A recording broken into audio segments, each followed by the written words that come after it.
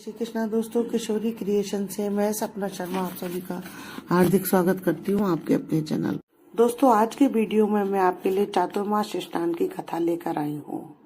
बहुत समय पहले की बात है, एक बुढ़िया माई थी जो रोज पुष्कर में स्नान किया करती। उस बुढ़िया माई के एक बेटा और बहू थे। जब बुढ़िया माई जो है चातुर्मास स्नान के लिए जाने वाली थी तो रास्ते के लिए उसने बहू से अपने लिए कुछ बनाने के लिए कहा। सास ने बहू से कहा कि बहू, मैं रास्ते के लिए मेरे लिए कुछ खाने को बना कर रख दो ताकि मेरे को सुविधा रहेगी।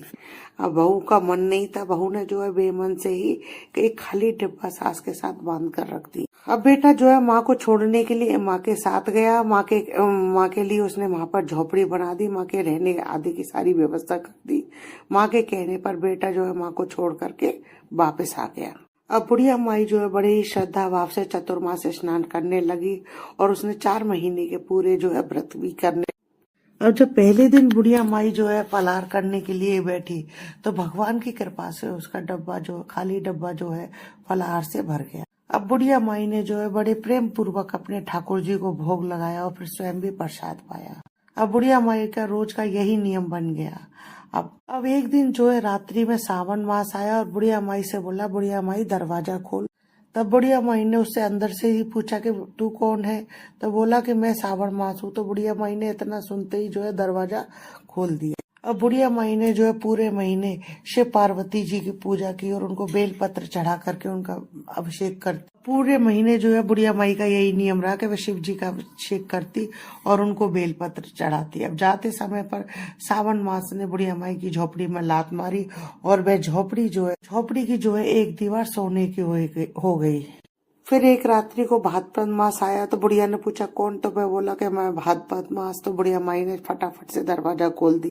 बुढ़िया माई ने सत्तू बना करके कजली तीज बनाई और जन्माष्टमी पर भी ठाकुर जी का भोग लगाया और राधाष्टमी पर राधा रानी की पूजा करी। तो बुढ़िया जाते समय जो है भाद्रपद मास ने भी बुढ़िया माई की झोपड़ी में लात मारी, जिससे एक दीवार जो है उसकी हीरे की हो गई। फिर एक रात जो है आश्विन मास आया, उसने भी बुढ़िया माई से दरवाजा खोलने को कहा। तो बुढ़िया माई ने जो है तुरंत दरवाजा खोल दी।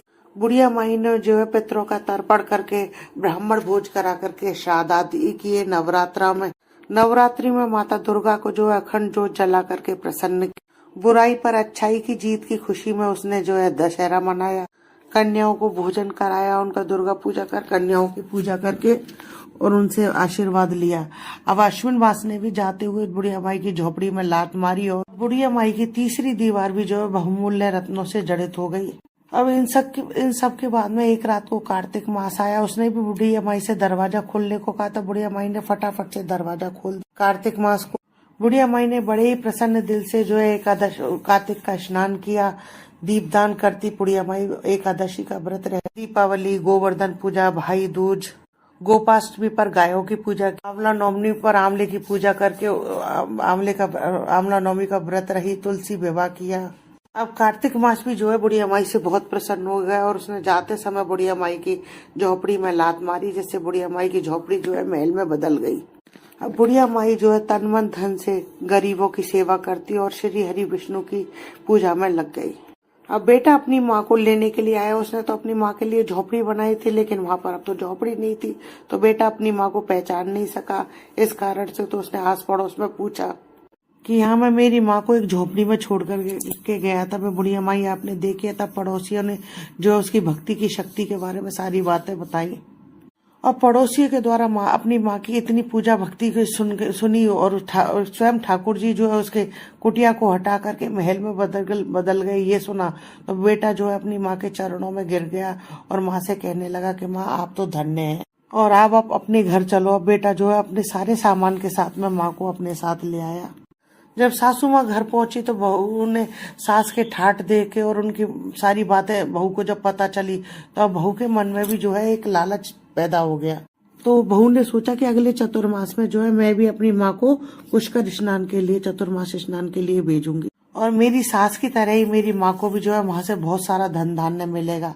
अब जब अगला चतुर्मास आया तो बहू ने अपने पति से अपनी माँ को छोड़कर आने के लिए कहा। तो अब उसका पति जो है उसकी सास को जो है पुष्कर छोड़ आया। बहू ने अपनी माँ के लिए अनेकों प्रकार के लड्डू वगैरह बना करके रखे और उसका पति जो है उसे माँ कोटिया बना करके छोड़े आया।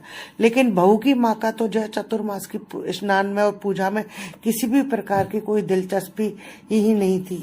अब बहू की माँ का मन तो चतुर्मास के स्नान पूजा सेवा में किसी प्रकार का कोई दिलचस्पी ही नहीं थी। वह 4 समय का भोजन करती और दिन और रात सोती।